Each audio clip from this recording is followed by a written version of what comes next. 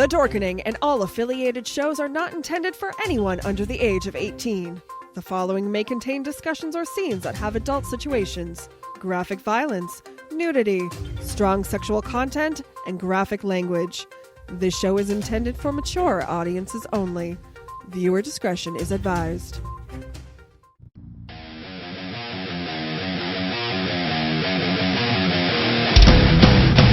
Your book of life will buy you a mild accepting. My free mind will keep me from under your spell. And when we die, you'll be another angel in heaven. But me, I'll be a fucking legend in hell. Your book of life will buy you a mild accepting. My free mind will keep me from under your spell. And when we Rise and shine, my sinners.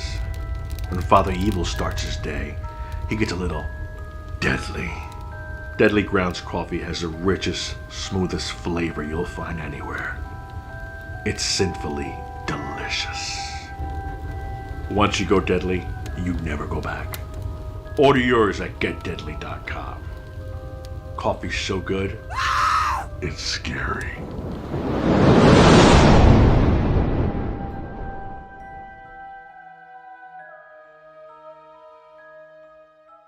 Going. And here we are. We are now live for another episode of Still Toking With. And we have an awesome lineup with us today. As always, we have the Honorable Ben. What up? Senior Jeff. It's cooking out there, boys. And girls. Ben, would you like to Girls. introduce our awesome guest?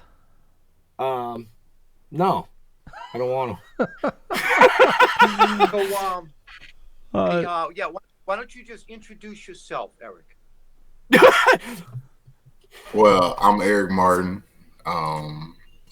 cannabis activist, former NFL linebacker / defensive end. Played with the Patriots, the Browns, the Saints. Played in the Canadian League for Toronto and Winnipeg. And I retired and pursued cannabis, and that's how I got introduced into the cannabis community. And ever since then, it's just been fun. All right. So, you want to tell us a little bit about yourself? Sorry, everybody. This is the Eric Martin show tonight, so we're just going to sit back. We're going to watch him do his. No, I'm just kidding. I do have a question. I'd like to start off with a question for you. Yeah. When you were playing, were you using cannabis? Was I using cannabis? Definitely. Yeah. Okay. I was probably the heaviest smoker on my teams, on the teams I played on. I smoked with basically anybody who smoked was probably hanging out with me. So yeah, I mean, I don't know. It kind of helped me, before and after the game. So I show up to the games high, and then I'd play, played well, and then come home and do the same thing, So it was just like drinking water for me, It was always beneficial, It never really hurted me. It kept me relaxed before I went out there, and because I was always nervous to hit somebody. As much as I like hitting, the first one is always the scariest one. So wait a minute. So you were nervous to hit people. You. I know, believe it or not. The man that helped pave the way for rules and regulations in the NFL and collegiate sports was afraid to hit people? The thing about football is, man, you don't know nobody's strength until you actually hit them. So that's the thing. Like, you can watch somebody on film and be like, man, that dude looks strong. And then you hit him and you like, oh, he's not that strong. But then there's some dudes where you see him on film, you like, oh, that dude ain't that strong. But then for some reason, when he play you, he want to be the Incredible Hulk. So, football is a weird sport, man. It's like it's just like you always got to respect the person lined up in front of you. It's just like, boxing, all of them, you got to always respect the game and never, yeah, absolutely. Never be overconfident, Sorry, Jeff, I didn't mean to cut you off. No, that's all right. I wanted to ask, so do you think using cannabis helped you perform better emotionally and mentally? Mentally, yeah. Mentally and physically. I mean, I think physically, it just helped with my recovery. Even during the game, if I'm smoking during the game, I can feel, if I get hit, it doesn't hurt as bad as it normally would because, I just got that I'm just naturally, relaxed and calm and, going through my, high phases. So as I call them high phases, because, because, sometimes you just hit a point and it's just like you just focus on whatever it is you're doing. People who, smoke a lot and work, they'll tell you like, you do it and then you work and you get focused. And that's kind of how I was. I was just, locked in. Well, I saw an interview with you and that you were originally prescribed like opioids and you chose cannabis over opioids, which is, I'd imagine a hell of a lot smarter way to go because there's such an epidemic and such a, it's destroying people's lives, and to find, a way to help yourself, rather than going a dangerous route is very commendable. Yeah, the opioids, man, is rough, man. It's rough on athletes because, especially when most of the leagues aren't okay with cannabis, man, it's kind of hard for athletes to decide how they want to, heal their bodies and, what's best for them. So, most of them take the opioid route because that's the only route that they're given. You know, they don't really understand cannabis. And I'm gonna tell you from an athlete standpoint, most athletes don't understand cannabis, especially football players, because we just so focused on football, and you know that lifestyle being a football player is just so it takes up a lot of your time. So you don't really get to do the research on, you know, stuff like cannabis and stuff like that. So, you know, I didn't know as much as I know now. I didn't know that until after I was done playing. While I was playing, I didn't know, you know, what the benefits was. I just knew that it made me feel good after hitting somebody real hard. So, so now that, you know, these athletes are starting to understand, you know, CBD more, they're starting to learn a little bit about CBD, you know, eventually, you know, they'll start to, you know, want to become part of it more. You know? I feel like the NFL is holding back because of a lot of the they don't want athletes getting sponsored by it, because once that happens, then it opens up another market for a way for these athletes to make money, and it's going to force them into, you know, it's going to back them into a corner where they say like, man, we got to let these players use it. You know, now they're getting sponsored by it, making money off of them, you know. So that's just kind of where the NFL is. I feel like right now they're just kind of in a situation where, you know, they don't. I just read an article recently about how they about how there was no scientific proof that it benefits athletes, and you know, Really? that's so annoying to hear. It's funny that you say, you know, because I actually read an article earlier today where they said Major League Baseball was considering lifting the ban. Oh, they did. They took it off. They did. They actually did take the ban off on. But I don't even think they was testing for it in the first place. Well, but still, I mean, it's a step in the right direction with professiontional sports. What MLB player got suspended in the last 10 years for smoking pot? I don't know. Has there ever been one? But you see where I'm going with that. You know, it's the professional sports platform, let's call it, because you've got, you know, multiple sports. You've got hockey, football, baseball, that basketball thing there, soccer, you know, but it's the whole mindset that cannabis is illegal, it's bad, you know, and you kind of just touched on that with the NFL part, but seeing that Major League Baseball lifted the ban on it, do you think that's just the beginning in professional sports? Yeah, but the thing about the NFL is like they're the biggest organization in sports, you know. Yeah, so it's basically up to them to keep control of, you know, what goes in and out of these players, you know, what goes into these players, basically. Yeah. And I don't know. I feel like MLB lifting the ban, that's not really going to do anything because, like I said, Major League Baseball isn't, you know, it's not the most watched sport in the world, you know. If the federal government legalizes it. Now, if the federal ban is lifted, well, then the NFL definitely can't do anything at that point because now it's not part of the, it's not legal. And you got to think like the NFL isn't it a nonprofit? The NFL? Yeah, isn't it like a giant isn't it like government controlled? A little bit, y'all don't think so? Yeah. I was going to ask you that. well, because you got to think, man. It's if they're saying it has a lot to do with like the federal stuff. You know, they have to lift the federal ban.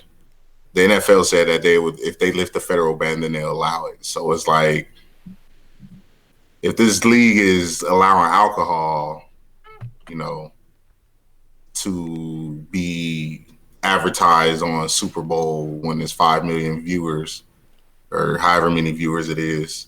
Yeah. You know, they actually shoved alcohol down our throats during the Super Bowl. Yeah, but they won't allow cannabis. It's just, it doesn't make any sense. It's just something's going on. Some private meeting is happening where they're just trying to like not let this go by. You know. Fair enough. Well, it's only a matter of time before it's legalized. It's, you know, we're just going through some hurdles right now. Well, the government's not going to have any choice. Yeah. They're just not going to have any choice. No. All right. No, yeah, I don't think they they'll lift it eventually. It'll take a couple years. Well, but I was trying to be a Leo. yeah, actually, before Benjamin, not to turn this into political or anything, but I was reading more on what Bernie is recommending. You know, now that presidents have the ability to do a executive order for things that they feel are, you know, need to get done like right now and bypass the Senate. His day one is legalizing cannabis. So fingers crossed, everything goes well. You know, but Benjamin. You had an item? Darren Miller said, hi, Eric, along with a bunch of other people saying hi. Tell Darren I said, what's up? What's up, Darren? Shout out to NFL. The NFL is a trade association. Trade association. Okay. Is that what it is? Thank you, Darren. Now we'll have to talk football when you come on for your show about cannabis. And,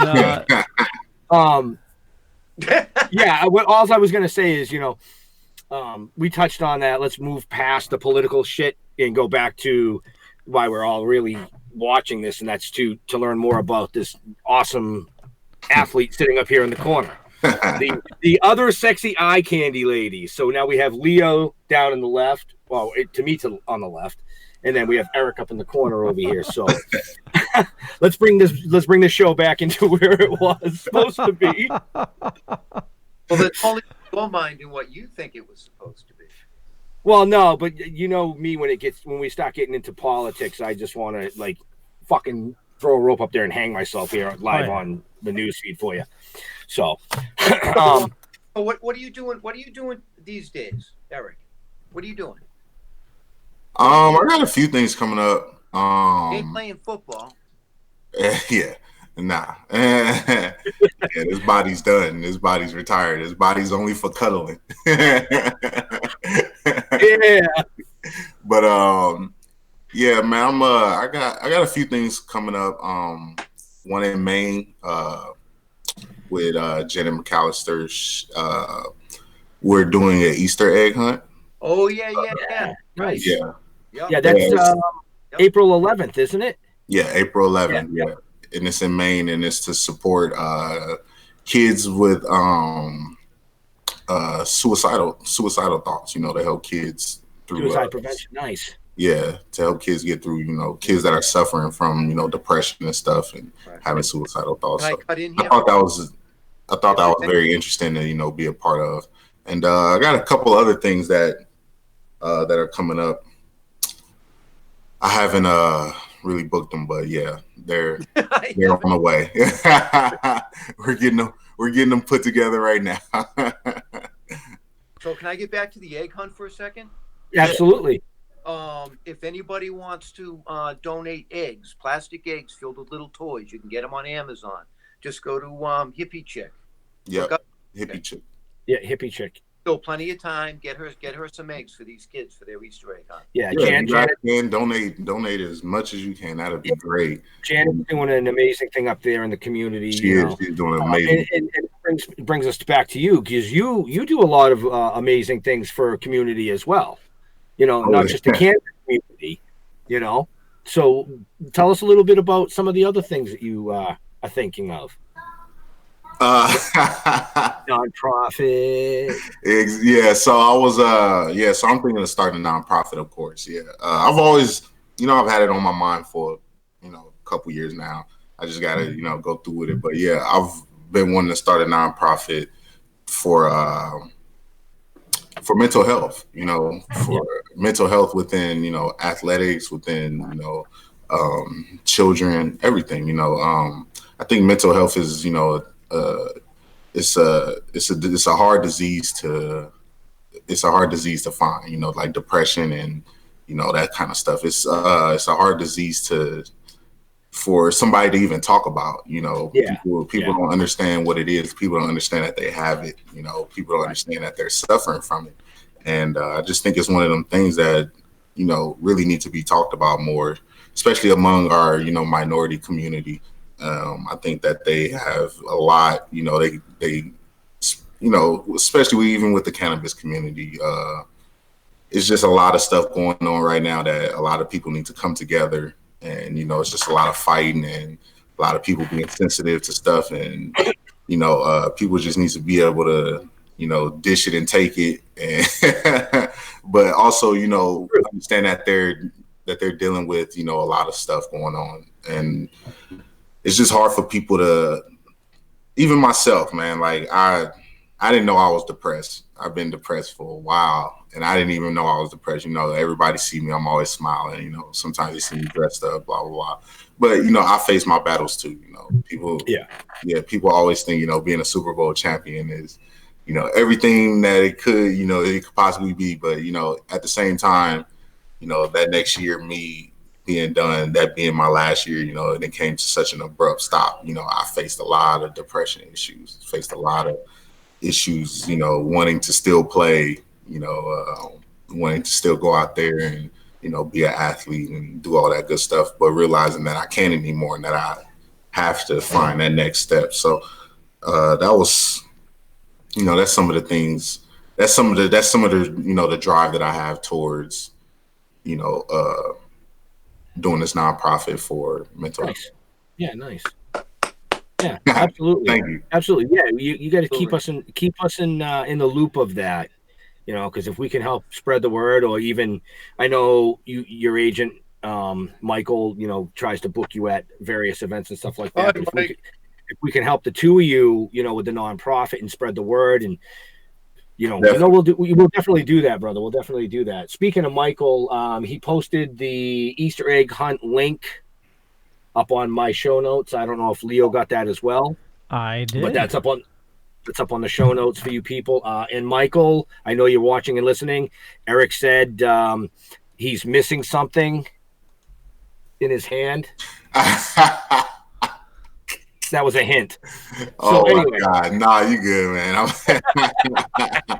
Man, I've been doing it all day. Like I said, y'all woke me up.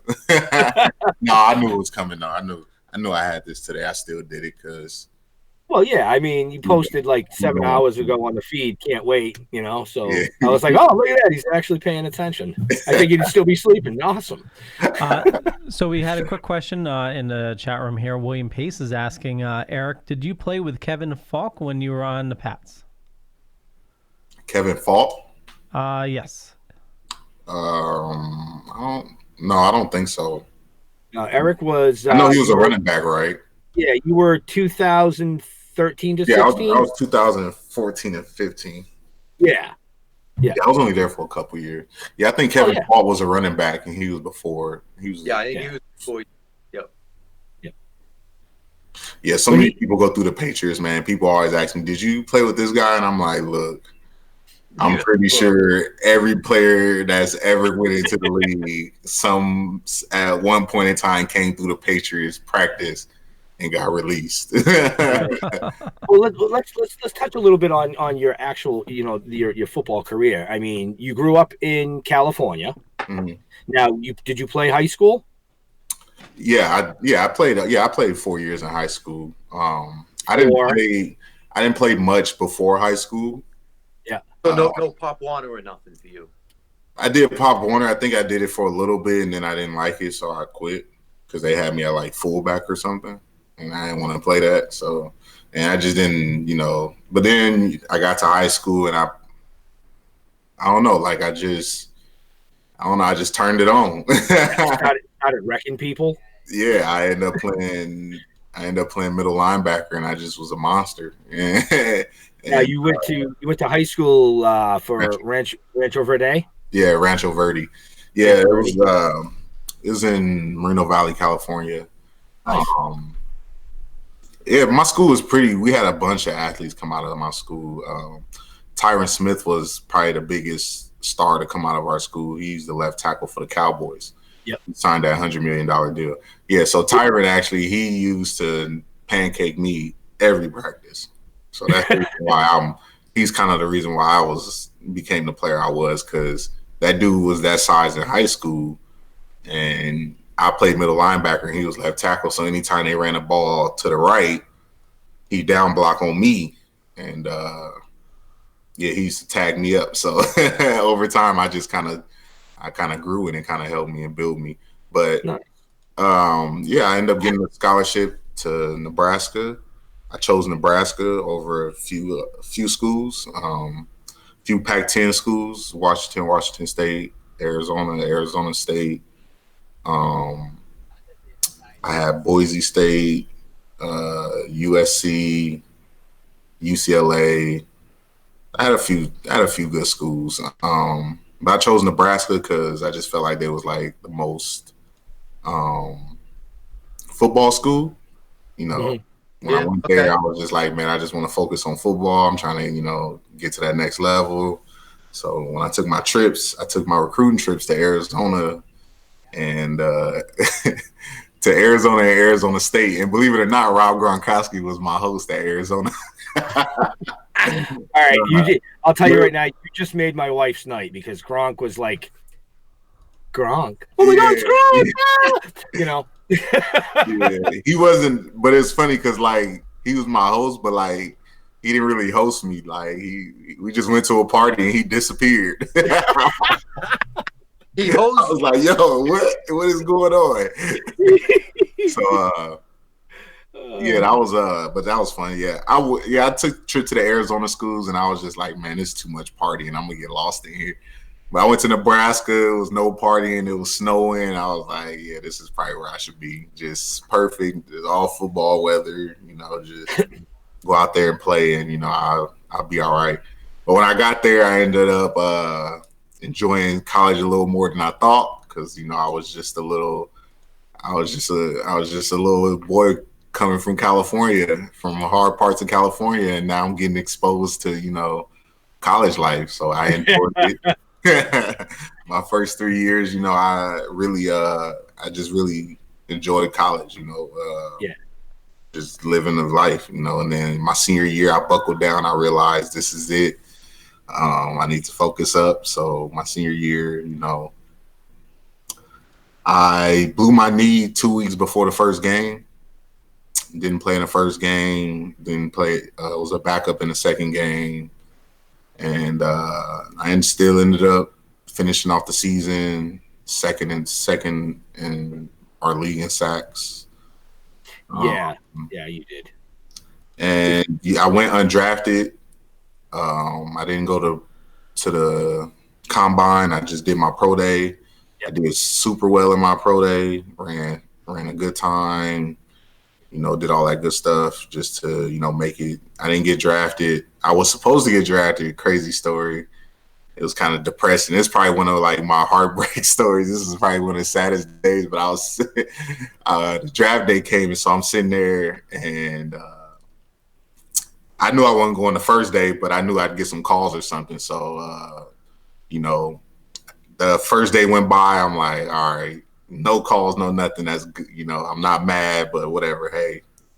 So then the second day came, and I'm like, all right, let me, get ready. So I'm sitting there. I was sitting in the same seat all day, and nobody called. I'm like, man. So then the third day came, and around the sixth round, I get a call from the Jets, and the Jets what was his name? Rex Ryan at the time.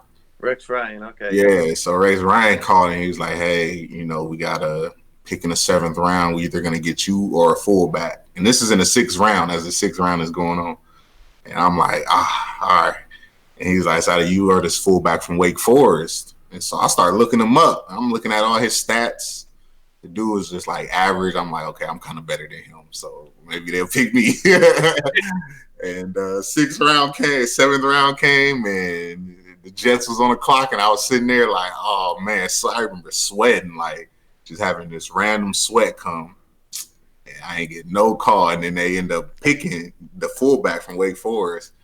I was so mad. And then they end up calling me at the end of the draft, and they were like, hey, we want to bring you in for to be an undrafted, free agent. We're gonna bring you in. I'm like, what? After y'all just told me y'all was gonna draft me in the second round and then didn't draft me, now y'all want to bring me in? I was like, nah, I'm good. I was like, I'm gonna go to the Saints. So I ended up going to the Saints. That that was different.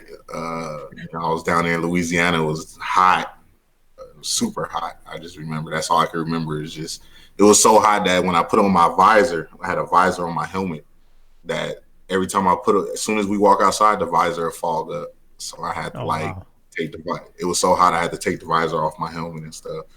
So yeah, that was kind of my memory of being there. I also gained 15 pounds because I was in New Orleans, and the food there is amazing. So from May to about August, I gained 15 pounds, and I got released the third game, the final preseason game, the last one I got released right before the last preseason game I got released, and I just remember walking in Sean Payton's office, and he's like, "Hey man, how you doing?" I'm like, "I'm good." And I was like, "I already know what's up." Like, don't ask me how I'm doing. I already know what's up. He's Where like, am I going? yeah. He's like, "Hey man, I just wanted to say it was nice meeting you, nice getting to know you. I hope you do well out there." Da da da. Sent me on my way. I was so mad. I'm like, damn, this is the second time I done got played by this crazy league. And that's when I realized, like, man, this league is like such a business, and it'll break you down emotionally. It'll like challenge it'll challenge your heart, basically. You sit there, you feel like you did everything you could, and then you still fail. And you might have another chance, but you're not 100% sure because they don't tell you. You don't know what's gonna happen. You just go home and just hope for the best. So when I got released, I hopped on a plane, went home, and I chilled I just sat at home, and I was like, man, that was probably my last snap of football. So I went back. I just started looking at the game on TV, and as I was watching the game, I get a call, and it was like, my agent was like, hey, the Browns want to pick you up, and I was like, oh, for real? He's like, yeah, they want to pick you up, so get ready. So then I flew down to Cleveland, and I loved it there. I don't know, it was weird. Like I was so mad I was still like so mad from getting released by the Saints that I don't know. I just went up there with a chip on my shoulder, and I played my ass off up there, in Cleveland. I did so much, just listening to the coaches, doing everything I can to, make that squad, showing up super early, 5 a.m. in the meeting room before the coaches is there, just doing stuff like that to let them know that, I want to be here and stuff, because I didn't want to get released no more and have to, catch a flight back home and do all this, go through this whole pain again, so, that's when you really buckle down and just be like, let me just do everything right. So, that's what I did, and it lasted for 2 seasons. Unfortunately, sometimes this is part of the business too, is, you get a coach that come in, and regardless if you're a good player or not, if you just don't fit their scheme, they find a way to get rid of you, which is kind of what happened to me. Had a new coach come in, and he ran a different scheme. He didn't really need stand-up linebackers, like stand-up pass rushing linebackers, which is what I am. He needed to like hand in the ground DM pass rushers. So that's kind of what got him to get rid of me. And I ended up going to the Patriots, but I think I ended up going there because we had played them earlier that season, and I had torched them. I did. I remember playing them, and I was thinking to myself, I was like, out of all the teams that I just want to annihilate, because I was a Ravens fan, because of Ray Lewis and stuff. So like the Patriots used to always smash Ray. So I'm like, out of all the teams we play, if I ever play the Patriots, I'm gonna make sure I play extra hard. That just seems to be the way it is, right? I did. I ended up doing really well. Had like 2 tackles on special teams, and I almost had a sack on Brady. I almost hit him too.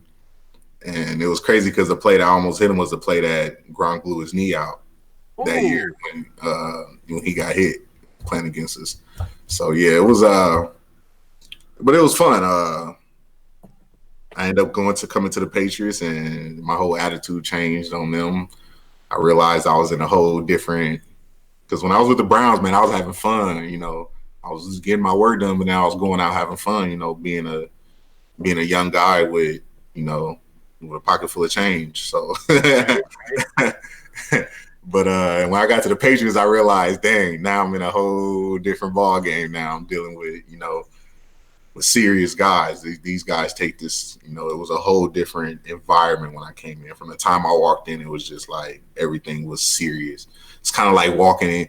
It's kind of like walking into like a lion's cage. Like, dang, this shit is serious, And So, Tom, is Bill a little bitch? Huh? Is Bill a little bitch? Is he a bitch? Nah. It's funny. I only talked to him probably like 3 or 4 times the 2 years I was there. He's a very interesting coach. He's the way he coaches, the way he preps. It's just way different than all the other coaches. Cool. But yeah, after I went to the Patriots, I worked and got to the Super Bowl.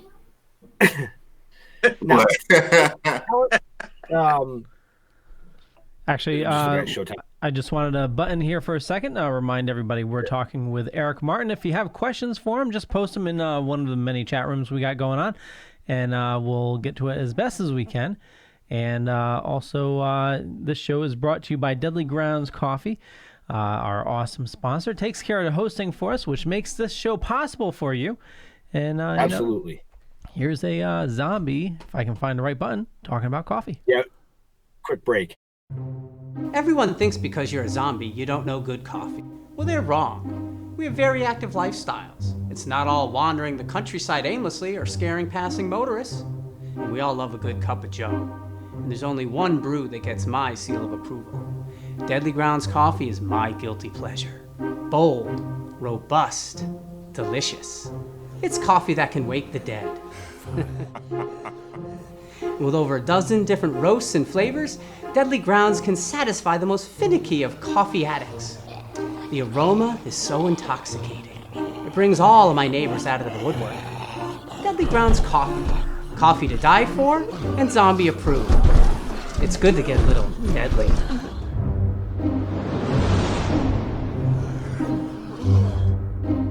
Use the front door! Oh, they're so disgusting. And we are back. That was Deadly Grounds Coffee. Information in the show notes down below or up above, depending on where you're watching or listening to us. The most amazing coffee you'll ever drink. Chocolate, what is it? Death by Chocolate. That's my absolute favorite. They also have a chocolate raspberry, which is amazing. The pumpkin I drink year round. And actually, I'm down to my last bag, so I got to place an order. They don't really sponsor. I just, I whatever money comes in, I use that to buy coffee.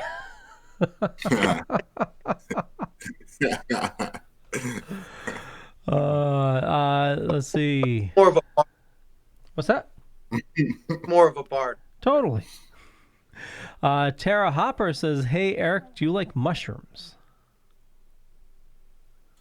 On my salad, of course. Yeah, who wouldn't like mushrooms on their salad? She knows that I love mushrooms on my salad. It enhances your salad. It gives you that uppity feeling. Hippie Dave says, "I've never seen any of that coffee when I lived in Boston. Actually, Deadly Grounds is a Connecticut local roaster, and you can normally find them at a lot of the cons." Do I like mushrooms? Tara, it's funny. And Ben, I think that's your wife posted a comment. I don't know if you want to read that. His Oh, we can't hear you. His mic is down. I hit the mute button. I muted myself. Yeah, I was about to say we can see your lips moving. It was that Chinese. I was doing the Chinese movie impression. No, my wife made a comment earlier when we were talking about your start in football and things, and she said, "Are you going to tell Eric that your daughter played Pop Warner with the boys?" So she used to play the D line as well. Damn, for real? Yeah. She started off on the E squad, went all the way up to, I think she played 1 year at A, realized that she was becoming a woman and decided that was enough. But I'll tell you, man, for a girl on the D line, like you said, it's a lot of practice. It's a lot of work. I mean, we were at the football field 6 days a week. Mm-hmm. You know what I'm saying? And even when they had their off days, they had walkthroughs. Mm-hmm. So I can relate to that. Which brings me to another. We'll get back to the Super Bowl part because that's kind of an interesting part. Oh yeah. but it brings me back to what you said earlier about the injuries. Now, she played, like I said, she played a lot of years, and she got her fair share of injuries, but she never got a concussion playing Pop Warner. She got 2 concussions in school. Yeah. Dropped the eraser, picked it up, hit her head on the desk, got a concussion, jumped in her friend's car, hit her head, got a concussion. But playing football, she never really experienced that. And from watching your highlight reel, I'm pretty sure that you probably gave your fair share of concussions. Yeah, I was a bruiser. I looked up your highlight reel and I saw one in particular where you actually got in trouble. We don't really need to get into that, but what it did is it helped collegiate sports and the NFL start looking at those types of hits, and implementing new rules and regulations to help protect the players. Exactly. Which is a good idea. It's the best. It's one of the better things they can do. Absolutely. You really can't stop it, but you can slow it down. So. Right. Yeah. It's the best. That's the best I can say for that. Cause well, yeah. I just wanted to touch a little bit about because we were talking about football and things like that, but concussion protocol is huge in football, which we all know. It's gotten a lot bigger, and concussions it's just so hard to diagnose, man. Especially when you got an athlete out there that don't want to come out, right? That don't want to, You got a lot of macho men out there, and it's not football players are macho man. Come on, it's not a bad thing, but it can be, once you get to that one hit that that you need to come out for. My second concussion was by far my worst one, and from what I can remember from that one, when I got hit, like the hit was so clean. So I was in practice, and I was running to the ball, and the running back, as in practice we do what's called thudding up, which basically mean like you kind of give him a shoulder. You don't really like hit him and bring him to the ground, but you hit him hard enough so he know that that we in the NFL. So I kind of gave this dude a thud and kind of tagged off on him. And one of the D linemen was running to the ball, chasing him down, and I was the first person there. And so as I tagged him off and let him go, I turned around, and as I was turning around, one of the linemen was running towards him, and he tripped over his own foot. And when he tripped, like the lead of his helmet, the crown of his helmet hit square on my jaw. Ooh. And you can like on film, I just remember watching it on film and my body just turned into like a noodle. It was kind of like the weirdest hit, but it was like perfect and square. And from much of the hit, the only thing I remember was just touching the running back and then turning around and everything is going black. And then I remember my eyes opening as I was like falling. And I caught myself as I was falling, and I kind of got up and I looked around. And I was just like, man, this don't feel right. Everything kind of felt like a cartoon, kind of like I wasn't in a real world, but I was like in the real world, and I can like hear the whistles blowing, but it was like, elevated, and I'm trying to like shake it off and just shake my head, and I'm trying to think about the play. I couldn't even process the next play. My teammate is telling me to play, and I'm hearing it, and I know what the play is, but I can't process, what to do. In the time. And so I was just out of it. And I remember my coach, so like the play went on and I ended up just running to the ball. I didn't even do the right play. I just ran to the ball because that's what defensive players do. And my coach, I came to the sideline, he looked at me and he was like, "You okay?" And I'm like, "Yeah, why?" He was like, "You didn't even line up right." And I'm like, for real? You were lined up on the offensive side. What was I lined up right. I just didn't line up in a hole I was supposed to. And he was just like, he knew that the only way that I would mess that up is if something was wrong. Because, right. you know, it's simple. We line up in the same spot. So he was just, he's asked me if I was all right. And he can kind of see that my eyes was kind of like looking out into space. And he was a little just glazy. like, yeah. So the trainer walked over and they shined the light in my eyes. And he was like, you know, you need to come with me. So we left practice. And when I got to the locker room and I took off my helmet and pads and stuff, it seemed like everything started to set in. And like I started getting all these symptoms, like the light became too bright. I could barely see. People was talking, but it sounded like it was coming through like a what's some little loud things called? Megaphone? Yeah. So it was just real bad. It got to a point to where I had to sit in the hotel room for like 2 weeks with no lights, no TV. And I had to do that every day for like 2 weeks before I can finally do something. But the good thing about that was during that time, I was eating edibles. I couldn't smoke. I really couldn't smoke because it was hurting my head. But I was eating 200, 300 milligram edibles every day. And then going to go do treatment, which was basically come in and tell them how I feel and then go back to the hotel room. So yeah, it was it's just an interesting.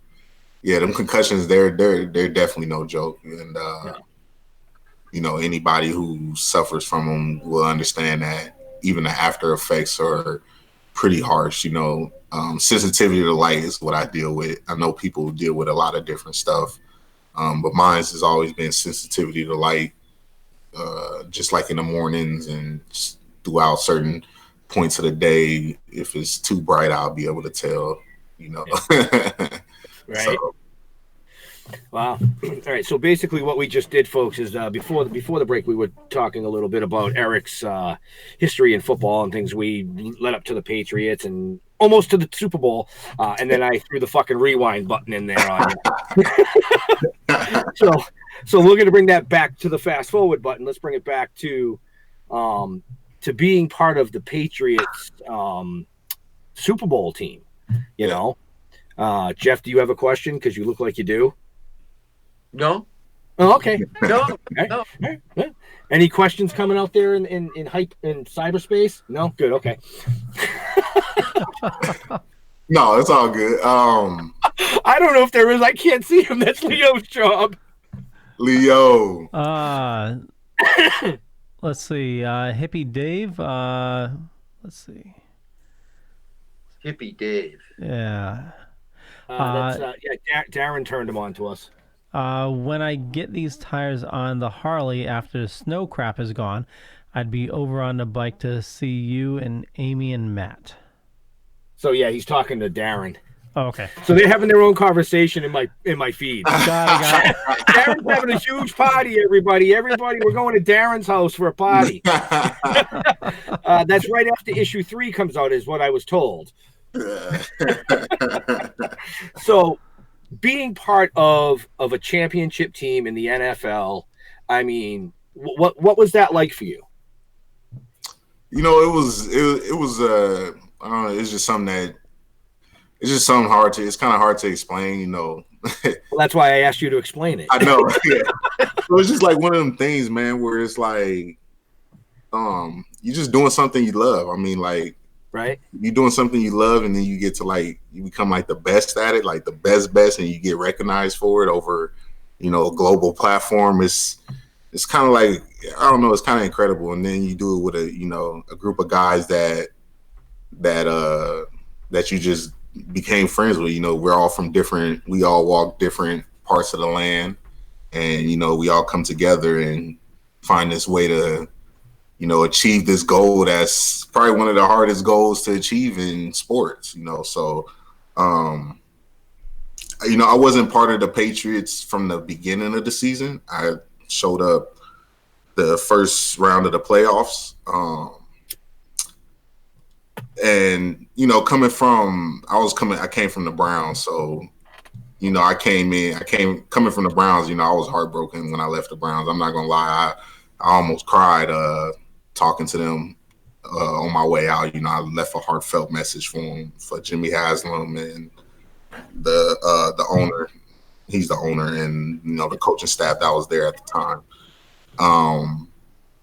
But when I came to the Patriots, it was just like, you know, I don't know, it was so weird because like they embraced me when I first got there, but it was like we was in the playoffs, so I'm like, you know, what can I possibly bring to this team, you know, during this time, you know, because it's the end of the season, you know, and so be it. I brought enough, you know. I was a lot of people don't know this, but I don't really brag about it, but I kind of take it as, you know, I think it was probably one of my best achievements for me, at least. But you know, I was practice player of the week every week throughout the time from the time I got there to the Super Bowl, and you know, being practice player of the week for the Patriots is not easy. You know, regardless of what people say, that shit is not easy because they take, you know, it's so many players come in and out every day. You know, you wake up one day it's 2 players leaving, and then next day it's 2 players coming in. Next day it's 4 players leaving. So it's, you know, surviving that practice squad for that long it was hard, but you know, I was able to do it. And then we got there, you know, to the Super Bowl, and after it was I don't know, it was the confetti falling, man. I didn't even think it was real at first. I'm like, yo, there's no way that I'm like in the Super Bowl. But then, you know, I walked out on that field and I seen them all setting up, and you get to see all that crazy stuff, you know, them getting all the stuff ready, and then watching the game, you know, watching the opposing players come out. We was playing the Seahawks at the time, so everybody there was crazy, like swole.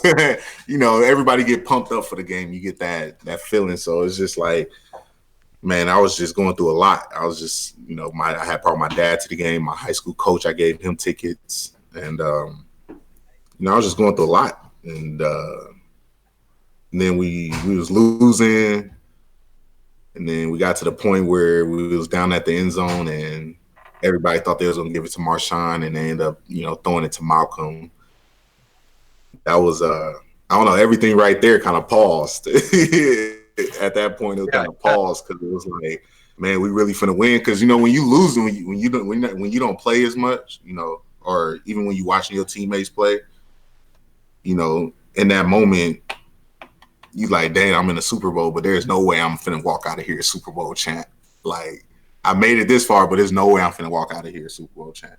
And then, like, you know, that time is ticking you down to that 1 minute mark, and you just, you know, made an interception, and now, you know, everybody's cheering and celebrating. I got a video of it, and it's just kind of crazy. You know, the confetti falling is probably is when everything gets silent. You know, anybody that tell you, you know, watching that confetti fall and having it fall, it seemed like everything around gets silent. Like, you hear people screaming and stuff. Yeah, people screaming, but everything just get like silent. That's from the mushroom salad. It's starting to like really fill in. Like, dang, we just, you know, we just won. That's crazy. And you start to see everybody, families walk on the field, and you know, everybody start landing the confetti, doing snowman, and it was just, you know, seeing all your teammates celebrate. It's the first time, and it was crazy because, you know, I showed up during the playoffs when everybody was mad serious, so I never really got to see anybody's like true emotion. You know, as you know, during when you're in the locker room and stuff, you know, people, they kind of show their, you know, emotions and stuff, but you know, you're just a football player, but you don't really get to see who they are until, you know, you're doing some kind of like activity outside of football. That's when you really get to see, you know, who a player is. And so, like, I didn't get to really see none of that because I showed up during the playoffs. So the only time I really got to see that was like, you know, once the confetti fell, and I got to see everybody's, you know, I got to see everybody smile at the same time. I got to see everybody celebrate, and it was just crazy. It was one of them. It was just a crazy experience, you know. Nice. Yeah. And I got to meet a lot of famous people, you know. Rick Ross was the after party host. John Jones was there because, you know, he's Chandler Jones' brother. So I got to talk to John Jones. That was probably probably fun for me. That was probably one of the most fun parts is chatting it up with John Jones because he's a monster. Right. But then just knowing that he's Chandler Jones' brother and you get to hang out with Chandler all day, every day, it was like that was crazy too. So, yeah, it's just all a lot. It was just all a lot to soak in, but it happened so fast, man. It happened so fast. It's like as soon as the Super Bowl over, next thing you know, we in April. Because that's the thing about winning the Super Bowl. The team that wins the Super Bowl, they have the least amount of time to prepare for the off season to the next season. So, as soon as we won the Super Bowl, we had a month to travel, and then we right back training again. So that's the luxury of being winners, that you get to work harder. Well, yeah, pretty much. So yeah, it was but yeah, after that, the next year I ended up making a team. I was off-season player of the year. That was another accomplishment I was kind of proud of because I was able to, experience the Super Bowl, but then come back the next year and, really showcase my skills to them and, be the best player in the off season in terms of like training and stuff. And so that was probably another accomplishment that I was appreciative of. But once I got to, the season came and, we start rolling through the season, that's when, that's when it gets good. So, the season came, I started probably 5 or 6 games. Then I got hurt. I got my final concussion, which was another pretty bad concussion that I got playing the Texans. And that was kind of like my last career concussion before I was done playing. I ended up going to Canada for a little bit because I thought why not give it another shot? And then I was in Canada and I was just like, nah, it's just time to hang it up, man. You just got to know when your time is done, so right. It's one of the things you just got to kind of walk away from under your own. I could have easily played another, 5-6 years and made, a decent amount of money in the CFL because they don't pay bad, Yeah. But it was just one of them deals where I was just like, I was wore out. And your health was more important. Exactly. I graduated college, which was another good accomplishment. One of my better accomplishments too was finishing school while I was playing ball in the league. So that was another reason why I was like, I'm glad that I did that, knowing that my career ended up the way it did, So Right. I mean, and you're not the only one. There's a lot of professional athletes out there that their careers are cut short. Yeah. Due to major injuries. Most of them are what you've experienced, which would be the concussions. Because 3 and done. After that third one, you're gambling with your life. You really are. And really after the first one, you gambling. Well, depending on the severity of them. Yeah. Let's put it that way, the severity of them. Yeah, because my hits was pretty bad. Yeah, well, I saw the way you hit people, so I'm surprised you didn't give yourself concussions when you did that. That wasn't a good idea. The way I used to play, man, it was fun, but it was not a good idea. No, but that's, I mean, but it was fun though at the end of the day. So that was all that matters, that I have fun. That's what it's all about. Yeah, doing what you love, right? Well, yeah, it's doing what you love and being able to accomplish your goals, your dreams that you set forth as an athlete, and to be on that stage that you said, with the confetti falling and things like that. There are great athletes out there that play their entire careers. Exactly. Never get to that they never get to that stage. And it's usually because they played the Patriots. But sorry, that's most of the reason why. In the last 20 years, you're right. Oh, I'm sorry, I couldn't resist that one. I'm gonna get some hate mail tomorrow, but it's okay because we still love everybody. We love everybody. So now being out of football, you've become a cannabis advocate, which we touched on at the beginning of the show. Is there anything in particular you'd like to touch on in that aspect? Yeah, I mean, I love talking about cannabis, man. I learned a lot over the last, 2 years that I've been just learning about it. I'm not a big talker. I'm more of a listener when it comes to, something that I'm not familiar with. So just that's what I've been doing. I've been listening to a lot of people speak, going to these cannabis events that everybody puts on, and working with a lot of different companies, cannabis companies, and they all tell me, they all teach me a lot, man. Every time I go to a different company, I learn something new, and And that's one thing you can never, huh? you're trying products. Exactly, yeah, that too, yeah, trying products too, yeah, that I love doing. I was actually going to make a comment on Yeah. products because I looked Any over. companies out there that need a tester, I I'm the guy. looked over and I thought Jeff was kind of like slumped back in his chair. I was like, oh yeah, the strawberry kicked in. I can tell. Oh, I kicked in a while ago, dude. Are you shitting me? I figured it did because you've been so quiet tonight. No, I've been here. Oh, he's just listening. Take that.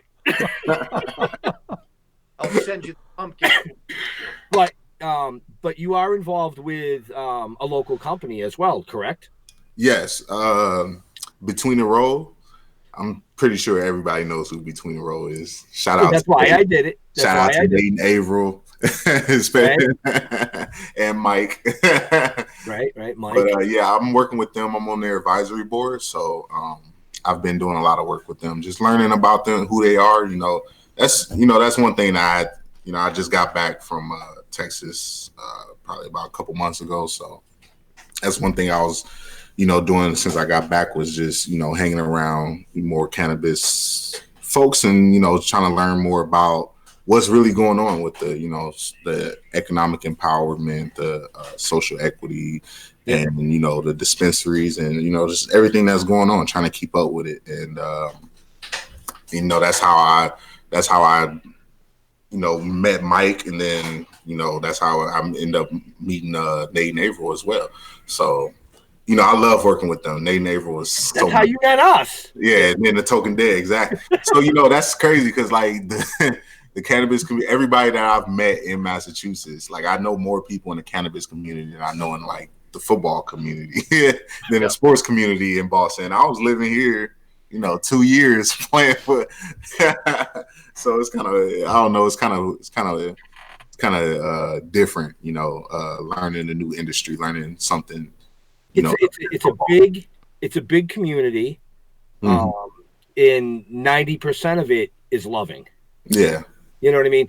That's with every industry. That's not just cannabis. Yeah. And because I don't want anybody to take that the wrong way that I think, 10% of these people are assholes. No, that's every industry. There's 10% in every industry that are in it for the wrong reasons. But there's a good majority of people here in Massachusetts in the cannabis industry. We could sit here for hours and name everybody. There's so many amazing people. There really are. We've had the pleasure of being part of this, cannabis community now for a couple of years, like you said, and we're finding the same thing. Yeah, we learn every day. Exactly. Yeah, pretty soon here I'm gonna start growing. I'm gonna have to enter these competitions and start killing some folks with the cannabis. I don't know. I've been learning how to grow. So I'll judge it. I'll judge it. All you home growers out there, y'all better be ready because I got something coming on the market. He's coming with the heavy hits. Eric Martin's premium cannabis, the heavy hit. Whole hydroponics line and everything. Hydroponics. Gonna get into that? No. Who am I gonna get into hydroponics? Yeah. Is that's not soil, right? That's the other one. That's the other one, yeah. Yeah, I'm probably just gonna stick to the soil. He's an earthy kind of guy. I heard that I just heard some stuff about like hydroponics. Like if you mess up, it can kind of like you can basically, if you mess up once, you can like mess up your entire grow, for that time. They said with soil you can kind of like fix your mistakes, and I'm not a pro, so I'm not gonna hop into something where if I make one mistake that I'm done. You know, so, but yeah, hopefully, I mean that. I heard hydro is for like bigger scale grows as well. Darren Miller made a comment. He said you got to come up with your own personal strain called concussion. Yeah. There you go. Concussion. Yeah, that strain's gonna get a lot of flow. Yeah. You get your level 1, your level 2, and your level 3. Exactly. Yeah. Nah. We're not gonna want that, Darren. Come on, Darren. You know that. Not gonna want that. He's like, come on, Darren. You know the better. NFL definitely ain't gonna want that because they don't believe in that. Careful, Darren, or we're gonna have Eric come on as a special co-host during your show and give you some shit. You said go on Darren's show? Yeah, we got Darren. Actually, we can announce it. It doesn't matter. It's up on the event page. 2 weeks from tonight, we have Darren and Amy Miller coming on to talk about his story, and Amy's going to come on and talk about his story from her point of view as well. He'll let her tell her viewpoint. I'll make sure I tune into that and ask plenty of questions since Darren want to ask mad questions on here, you know. Oh no, what I was saying is we'll get Michael to set the camera up for you and you just come on like you are right now as a special co-host with us. Okay, yeah, definitely. Oh yeah, I'll come on. You want to come on? You good with that, Jeff? I don't know yet. Hey, don't worry about it. Leo, we can get what? We can get up to 6 on here, right? Well, we can get more than that, but it gets a little hectic if you get past 6. We can get up to 6 on here, right? Yes. Oh, okay. Wow. I know how many we can actually get up on the screen, but after 6, we're not playing Hollywood fucking squares, man. Oh, yeah. Man. There was one show I did. I think we had like 12 people. It was an absolute mess. Yeah. Yeah. I bet it was. You got 12 people trying to talk and then the signal not coming in on time. And there was one actress, Jessica Cameron, just a sweetheart, but she was in London filming at the time, so she's like walking around London on her cell phone while doing the show, and it was crazy. What's that you smoking? Something that's not good for me. Huh. Y'all heard about the Pheno Cup? Of course we've heard about the Pheno Cup. Y'all gonna enter? No. Enter? No, we're platinum sponsors. Yeah, we're sponsoring. Oh, you sponsoring it? Oh, okay. Yeah. Well, I'm gonna be in it. You're gonna be in it? Yeah. Yep. Why wouldn't I be? I thought you were. I'm showing all these home growers up. Do it. Everybody's gonna have to be nervous. Speaking of the Pheno Cup, are you coming out tomorrow night to the Summit Lounge? Yes.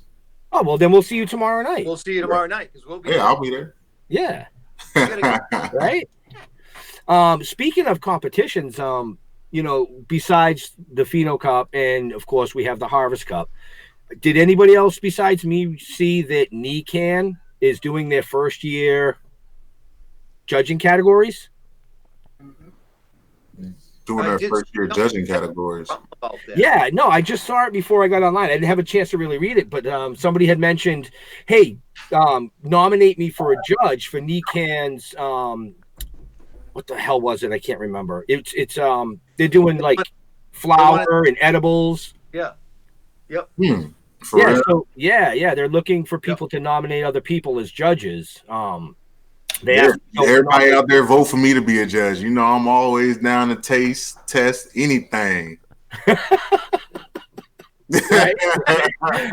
I just because you had mentioned the Pheno Cup, I just wanted to bring up, that NECAN is stepping into the ring with something similar, and I mean it's a great idea because it gets a lot of other companies involved that necessarily can't be involved in A, B, or C. They at least get a choice of trying to be involved with something. So, okay, yeah. I happened to see it earlier. What you said it's for NECAN? Yeah. Okay. Yeah. NECAN this March. Okay. March 20th through the 22nd. Yeah, the awards are actually going to be given out on the 20th. I think that entries have to be in by the 1st. Okay. That's what I read. Yeah, NECAN's open that Friday, and then Friday night they have their awards. The award ceremony, yeah. Nice. Yeah. Yeah, I'm Yeah, y'all better get ready for this Pheno Cup because I'm telling you, these homegirls don't know. I got Nate behind me, Nate helping me. I don't even understand. I'm gonna kick You know, Nate's a good grower. Listen, we'll find out when we get invited up to Between the Rows and we can have a little session, you know? I mean, I'm just saying. I mean, I just put that out there for you all. Little sample before the sample, you know what I mean? Yeah, you got to come down to the farm. Absolutely. Get your hands dirty. Yeah, absolutely. Jeff and I will definitely come down. I think we were talking to Nate. No complaining either. I don't want to hear my back hurt and stuff. I can't do nothing. Nah. You're gonna hear that anyways. What are you talking about? I'm gonna say my back hurts when I get out of the car. Medicate me, please. You're not gonna put me to work on the farm. Huh? I don't want to go to work on the farm. Oh, come on. That was the Steve Martin face. You gotta earn it. Right? Where you gonna make me milk a cow? Goats, baby, goats. Oh, goat. You're gonna be milking the goats. Okay. Actually, you can help Nathan give birth to the baby goat. Nah, I can't. No, Jeff can. That's one thing I can't do. When it comes to the farm stuff, I can't do the animal side. I just do like the vegetables and. I don't want to hear any complaining. Isn't that what you just said? You definitely gonna hear complaining from me when it comes to cow poop and nah, I'm not interested. You get used to it, actually. Yeah, you got used to it. Carrot than pull a bull. Say that again. You'd rather yank a carrot than pull a bull. You say I'd rather yank a carrot than what? Pull a bull? Yeah, I'd rather yank the carrot. Okay. The vegetables is all me. When it comes to the animals and stuff, that's just not mine. It's a lot of stuff that goes into that, and I'm just not interested. Okay. You know, when it comes to the picking up after them, the pulling the udders, nah, I'm good on that. Okay. He's like, I'm good on that. I'm good on that. Y'all pass. Carrot, thank you. Huh? I'll just yank my carrot. Yeah. I thought it was called snapping the carrot. Yeah, just make sure it's your carrot. That's all I say. Oh no, leave my carrot alone, dude. Wow, Leo, you're blushing again. No. I was just thinking. We had, I grew up on a farm, and one of my jobs when I was a kid, I had to shovel out the cow manure from, we used to milk our own, and just shoveling out the barn, and it's you definitely. He got some bad memories. Look at the trauma that he just. No, I mean when I drive by a farm and I smell, it's weird when I smell the farm manure. I have like fond memories. Well, those mushrooms. That is a traumatized man right there. You can tell he was talking about it. He was like, "Yeah, the manure." He's like looking up, like, "Oh man, it's." When I smell cow poop, I feel good. No, it didn't. Leo, you went there, Leo. Look what you did. Yeah, I did. We used to my dad used to butcher turkeys as well, and we had like chickens and horses. Yeah, it was. Oh wow! Yeah, so you see a lot. Oh yeah. Horses? What's that? Horses too? We had horses. Yeah. He didn't butcher horses. I was going to say he didn't butcher horses. No. Turkeys. Well, I heard he butchers turkeys and chickens. I was like, man, y'all was eating horses? He's like, no, we got the glue farm out back, man. What are you talking about? I might as well just lived off grid then.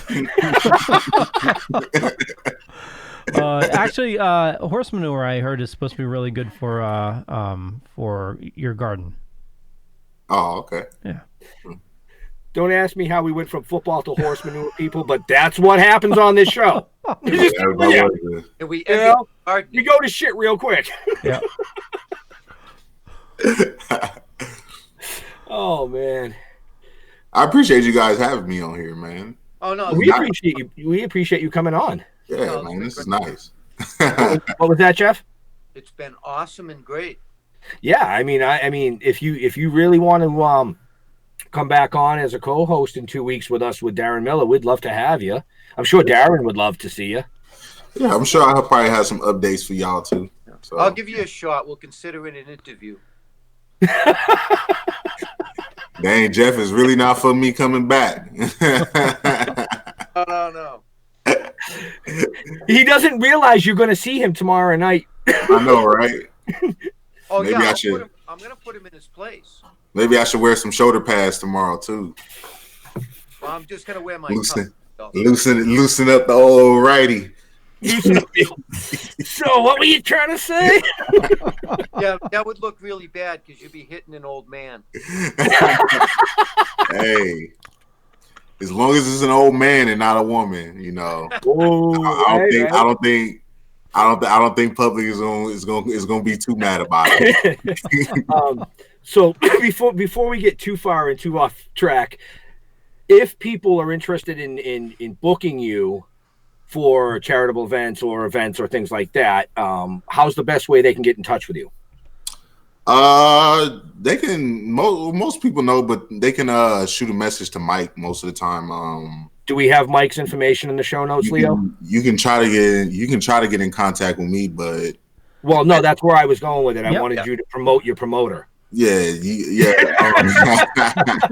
You guys can get in touch with Mike. You guys got his information up? I do. Actually, if you check the show notes down below or up above, depending on where you're watching or listening to us, you'll find all the information that I got from Ben from the event. And also I have your Facebook and Instagram and also Michael's Facebook as well, so you can contact him. And all you got to do is look down below or up above and just click a link. It's that easy. It's that easy. So we're going to strongly suggest that, if you'd like to have somebody like Eric at your event, to reach out to Michael. Eric's doing amazing things in the community with children, with athletes, with the cannabis industry, starting his nonprofit, people. So, is there, you got a hard stop tonight, Leo? Yeah, 8:30. Okay. I'm logging on with the other guys. All right, so we got to wrap this up. Yeah, we got to wrap this up. Yep. So you want to do your due there, Leo? Sure. So you have been watching Still Token with our special guest Eric Martin, and as I said earlier, all the information is in the show notes down below or up above, and we urge you to definitely check out and support Eric and his future endeavors.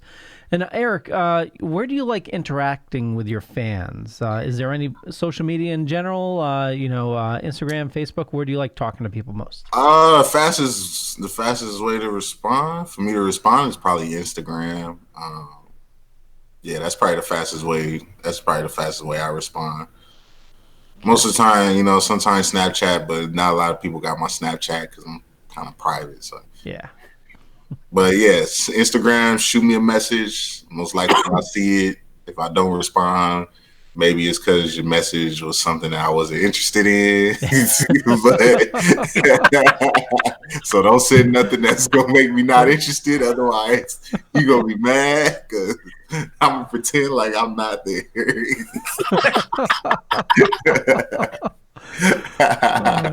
No, I'm playing though. But yeah, the best way to get in touch with me is through Instagram. Awesome. That's why I respond the fastest because I'm usually scrolling on there. So cool beans. And then we got those links right in the show notes right there. Mr. Jeff. Yes, sir. Where do you like talking to people? Where do I like talking to people? Yeah. I like talking to people. All social media. We're out there. My place is Facebook. Ben's the Instagram, Twitter. He takes care of all that kind of crap. You know what I mean? Facebook, I will be on there every day. I just like it. Email, you can email me. thetokended@gmail.com. But yeah, go to the Facebook page. I'm trying to get the website built. I've been working on that, working on some graphics for it. It's a time matter at this point. Oh. When that comes out, I want it to be killer. So nobody's getting sneak previews of that puppy. Except for me. Yeah, and those are going to be far and few between. We'll have to talk, Jeff. Ben. So, as Jeff said, all social media, but like I say, every show, our biggest thing is come down to an event, come down to, a cannabis event, a comic event, a music event, whatever event that we may be at, that Eric may be at, that Leo may be at. Support the events. Get off your asses. Sitting down behind the computer screen all the time, just don't cut it. So we like to interact mostly in person, is what I'm fucking telling you. Yeah. Unfortunately, our next scheduled event got canceled. Yeah, we won't get into that. No. But we will be at the Summit. We will be at the Summit Lounge tomorrow night for the Pheno Cup kickoff party. The official seed drop tomorrow night, first one. So if you're a grower, you want to be a grower and a shower, come down and enter the Pheno Cup. Or if you just want to come in second place. Well, yeah, you can come in second place. Hey, listen, if you want to come That's in the only place everybody's getting. getting. I'm the only first place winner around here. All right. Patriots, we don't lose. Right. And I know we got to wrap this up, so I'm going to say it real quick. To all our first responders and our veterans out there, thank you for doing what you can do so that we can do what we do. Take it away, Leo. Well said. And this show has been brought to you by the Dorkening Podcast Network. We got 20 shows on the network now. If you head on over to thedorkening.com, you'll find a bunch of information, some awesome people like Ben and Jeff here, and just tons of awesome comments. So I'm not awesome? That's cool. I mean, podcasts. You're. I see how it is, Leo. You're more than awesome. You ain't been saying nothing this whole time because you've been hating on me. Never. I hate nobody. I want to thank you all for watching. We'll catch you guys later. Bye.